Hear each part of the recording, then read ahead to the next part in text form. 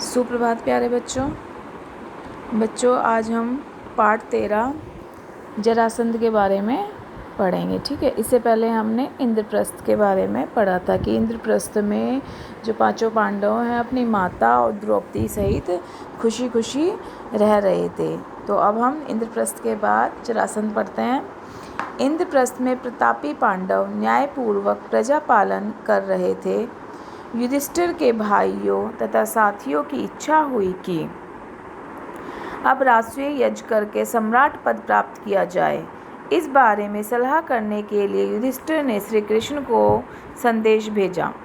जब श्री कृष्ण को मालूम हुआ कि युधिष्ठिर उनसे मिलना चाहते हैं तो तत्काल ही वह द्वारका से चल पड़े और इंद्रप्रस्थ पहुँचे। युधिष्ठिर ने श्री कृष्ण से कहा, मित्रों का कहना है कि मैं राजसूय यज्ञ करके सम्राट पद प्राप्त करूं, परंतु राजसूय यज्ञ तो वही कर सकता है जो सारे संसार के नरेशों का पूज्य हो और उनके द्वारा सम्मानित हो।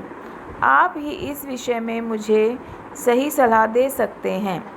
युधिष्ठिर की बात शांति के साथ सुनकर श्री कृष्ण बोले, मगध देश के राजा जरासंध ने सब राजाओं को जीतकर उन्हें अपने अधीन कर रखा है। सभी उसका लोहा मान चुके हैं और उसके नाम से डरते हैं। यहाँ तक कि शिशुपाल जैसे शक्ति संपन्न राजा भी उसकी अधीनता स्वीकार कर चुके हैं और उसकी छत्र छाया में रहना पसंद करते हैं। अतः जरासंध के रहते हुए और कौन सम्राट पद प्राप्त कर सकता है? जब महाराज उग्रसेन का नासमझ बेटा कंस जरासंध की बेटी से ब्याह करके उसका साथी बन गया था, तब मैंने और मेरे बंधुओं ने जरासंध के विरुद्ध युद्ध किया था। 3 बरस तक हम उसकी सेनाओं के साथ लड़ते रहे, पर आखिर हार गए। हमें मथुरा छोड़कर दूर पश्चिम द्वारका में जाकर नगर और दुर्ग बनाकर रहना पड़ा। आपके साम्राज्याधीश होने में दुर्योधन और कर्ण को आपत्ति न भी हो, फिर भी जरासंध से इसकी आशा रखना बेकार है। बगैर युद्ध के जरासंध इस बात को नहीं मान सकता है। जरासंध ने आज तक पराजय का नाम तक नहीं जाना है। ऐसे अजय मतलब जिसको जीता ना जा सके, ऐसे अजय पराक्रमी राजा जरासंध के जीते जी आप राजसूय यज्ञ नहीं कर सकेंगे। उसने जो राजे महाराजे बंदी गृह में डाल रखे हैं, किसी न किसी उपाय से पहले उन्हें छुड़ाना होगा। जब ये हो जाएगा तभी राजसूय यज्ञ करना आपके लिए साध्य होगा। साध्य का अर्थ है आसान होगा। श्री कृष्ण की ये बातें सुनकर शांति प्रिय राजा युधिष्ठिर बोले, आपका कहना बिल्कुल सही है। इस विशाल संसार में कितने ही राजाओं के लिए जगह है, कितने ही नरेश अपने अपने राज्य का शासन करते हुए इसमें संतुष्ट रह सकते हैं। आकांक्षा वह आग है जो कभी बुझती नहीं है। इसलिए मेरी भलाई इसी में दिखती है कि साम्राज्याधीश बनने का विचार छोड़ दूं और जो है उसी को लेकर संतुष्ट रहूं। युधिष्ठिर की यह विनयशीलता भीमसेन को अच्छी न लगी। उसने कहा, श्री कृष्ण की नीति कुशलता, मेरा शारीरिक बल और अर्जुन का शौर्य एक साथ मिल जाने पर कौन सा ऐसा काम है जो हम नहीं कर सकते। यदि हम तीनों एक साथ चल पड़ें तो जरासंध की शक्ति को चूर करके ही लौटेंगे। आप इस बात की शंका न करें।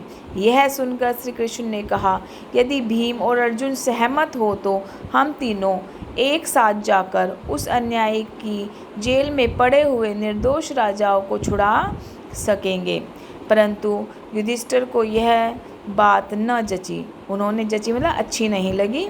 उन्होंने कहा, मैं तो कहूँगा कि जिस कार्य में प्राणों पर बनाने की संभावना है उसके विचार तक को छोड़ देना ही अच्छा होगा। ये युधिष्ठिर कि वो कहते हैं कि साम्राज्य का पद प्राप्त करना जरूरी नहीं है, अपनी इच्छाओं को कम रखो ताकि शांति से राजकाज चलाया जा सके। लेकिन यहाँ पर श्री कृष्ण जी जो जरासंध की जेल में कैद राजा हैं उनको छुड़ाने की बात कर रहे हैं, तो वो इससे भी सहमत नहीं है कि इसमें बिना मतलब की मारकाट होगी। यह सुनकर वीर अर्जुन बोल उठा, यदि हम यशस्वी भारतवंश की संतान होकर भी कोई साहस का काम न करें तो धिक्कार है हमें और हमारे जीवन को। जिस काम को करने की हम में सामर्थ्य है, भाई युधिष्ठिर क्यों समझते हैं कि उसे हम ना कर सकेंगे। श्री कृष्ण अर्जुन की इन बातों से मुग्ध हो गए, बोले, धन्य है हो अर्जुन। कुंती के लाल अर्जुन से मुझे यही आशा थी। जब जरासंध के साथ युद्ध करने का निश्चय हो गया तो श्री कृष्ण और पांडवों ने अपनी योजना बनाई। श्री कृष्ण, भीमसेन और अर्जुन ने वल्कल पहन लिए। वल्कल होते हैं सन्यासियों वाले वस्त्र। हाथ में कुशली लकड़ी ले ली और व्रती लोगों का सा वेश बनाकर, मतलब धर्म क्रम वाले लोग, व्रती लोग, साधु संत जो व्रत तप करते हैं, उनका वेश धारण करके मगध देश के लिए रवाना निकल गए। रास्ते में सुंदर नगरों तथा गांवों को पार करते हुए वे तीनों जरासंध की राजधानी में पहुँचे। जरासंध ने कुलीन अतिथि समझकर उनका बड़े आदर के साथ स्वागत किया। जरासंध के स्वागत का भीम और अर्जुन ने कोई जवाब नहीं दिया, वे दोनों मौन रहे। इस पर श्री कृष्ण बोले, मेरे दोनों साथियों ने मौन व्रत लिया हुआ है, इस कारण अभी नहीं बोलेंगे। आधी रात के बाद व्रत खुलने पर बातचीत करेंगे। जरासंध ने इस बात पर विश्वास कर लिया और तीनों मेहमानों को यज्ञशाला में ठहराकर महल में चला गया। कोई भी ब्राह्मण अतिथि जरासंध के यहाँ आता तो उनकी इच्छा तथा सुविधा के अनुसार बातें करना व उनका सत्कार करना जरासंध का नियम था। इसके अनुसार आधी रात के बाद जरासंध अतिथियों से मिलने गया, लेकिन अतिथियों के रंग ढंग देखकर मगध नरेश के मन में कुछ संदेह या शंका हुई। राजा जरासंध ने कड़क कर पूछा, सच सच बताओ, तुम लोग कौन हो? ब्राह्मण तो नहीं दिखाई देते। इस पर तीनों ने सही हाल बता दिया और कहा, हम तुम्हारे शत्रु हैं, तुमसे अभी द्वंद्व युद्ध करना चाहते हैं। हम तीनों में से किसी एक से, जिससे तुम्हारी इच्छा हो, लड़ सकते हो। हम सभी इसके लिए तैयार हैं। तभी भीमसेन और जरासंध में कुश्ती शुरू हो गई। दोनों वीर एक दूसरे को पकड़ते, मारते और उठाते हुए लड़ने लगे। इस प्रकार पल भर भी विश्राम किए बगैर वे 13 दिन और 13 रात लगातार लड़ते रहे। 14वें दिन जरासंध थक कर जरा देर को रुक गया, पर ठीक मौका देखकर श्री कृष्ण ने भीम को इशारे से समझाया और भीमसेन ने फौरन जरासंध को उठाकर चारों ओर घुमाया और उसे जमीन पर जोर से पटक दिया। इस प्रकार अजय जरासंध का अंत हो गया। श्री कृष्ण और दोनों पांडवों ने उन सब राजाओं को छुड़ा लिया जिनको जरासंध ने बंदीगृह में कैद खाने में डाल रखा था, और जरासंध के पुत्र सहदेव को मगध की राजगद्दी पर बैठाकर इंद्रप्रस्थ लौट आए। इसके बाद पांडवों ने विजय यात्रा की और सारे देश को महाराज युधिष्ठिर की अधीनता में ले आए। जरासंध के वध के बाद पांडवों ने ये राजसूय यज्ञ किया। इसमें समस्त भारत के राजा आए हुए थे।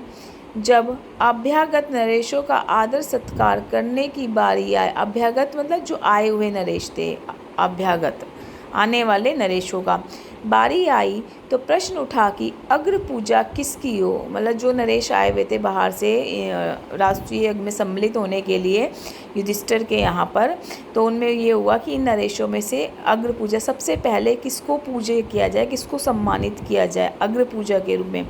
सम्राट युधिष्ठिर ने इस बारे में पितामह भीष्म से सलाह ली। वृद्ध भीष्म ने कहा कि द्वारकाधीश श्री कृष्ण की पूजा पहले की जाए। युधिष्ठिर को भी यह बात पसंद आई। उन्होंने सहदेव को आज्ञा दी कि वह श्री कृष्ण का पूजन करें। सहदेव ने विधिवत श्री कृष्ण की पूजा की। वासुदेव का इस प्रकार गौरवान्वित होना चेदी नरेश शिशुपाल को अच्छा नहीं लगा। गौरवान्वित वाला उनको प्रतिष्ठा दी जा रही है, उनको उतना मान दिया जा रहा है, सबसे पहले अग्र पूजा के रूप में उनको सम्मानित किया जा रहा है, तो ये चेदी नरेश शिशुपाल को अच्छा नहीं लगा। वह एकाएक उठ खड़ा हुआ और ठहाका मारकर हंस पड़ा। ठहाका मारकर मतलब जोर जोर से हंसना।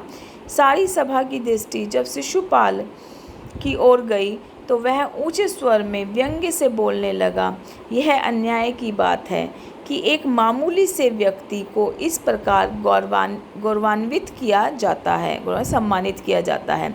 युधिष्ठिर को यों आड़े हाथों लेने के बाद शिशुपाल सभा में उपस्थित राजाओं की ओर देखकर बोला, उपस्थित राजागण, जिस दुरात्मा ने कुचक्र रचकर वीर जरासंध को मरवा डाला, उसी की युधिष्ठिर ने अग्र पूजा की।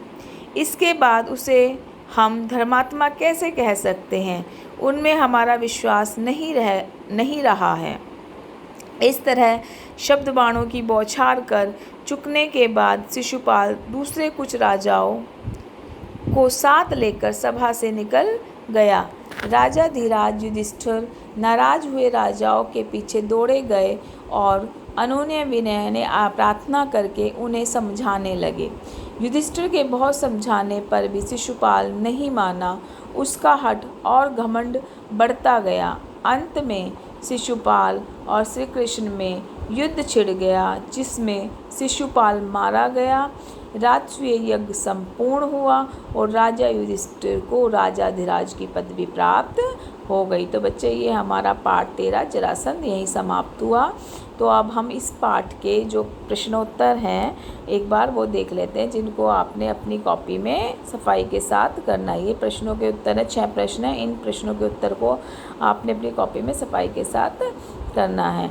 ठीक है। पाठ 13 जरासंध। प्रश्न 1, सम्राट का पद किसके द्वारा पाया जा सकता था? सम्राट का पद राजसूय यज्ञ करके पाया जा सकता था। युधिष्ठिर के राजसूय यज्ञ में आने वाली बाधा कौन था? राजसूय यज्ञ में यानी युधिष्ठिर के राजसूय यज्ञ में आने वाली बाधा जरासंध था। अर्जुन के उद्गार सुनने के बाद श्री कृष्ण ने क्या कहा? श्री कृष्ण अर्जुन की इन बातों से मुग्ध हो गए। बोले, धन्य हो अर्जुन, कुंती के लाल। अर्जुन से मुझे यही आशा थी। श्री कृष्ण, भीमसेन व अर्जुन किस रूप में जरासंध के यहाँ पहुँचे? श्री कृष्ण, भीमसेन व अर्जुन ब्राह्मण रूप में जरासंध के यहाँ पहुँचे। प्रश्न 5, श्री कृष्ण की अग्र पूजा की सलाह किसने दी? उत्तर, पितामह भीष्म ने युधिष्ठिर को सलाह दी थी कि द्वारिकाधीश श्री कृष्ण की पूजा पहले की जाए। प्रश्न 6, शिशुपाल की मृत्यु किसके हाथ हुई? उत्तर, शिशुपाल की मृत्यु श्री कृष्ण के हाथों हुई। तो ये जो 6 प्रश्न हैं ये अपनी कॉपी में सफाई के साथ सभी करेंगे।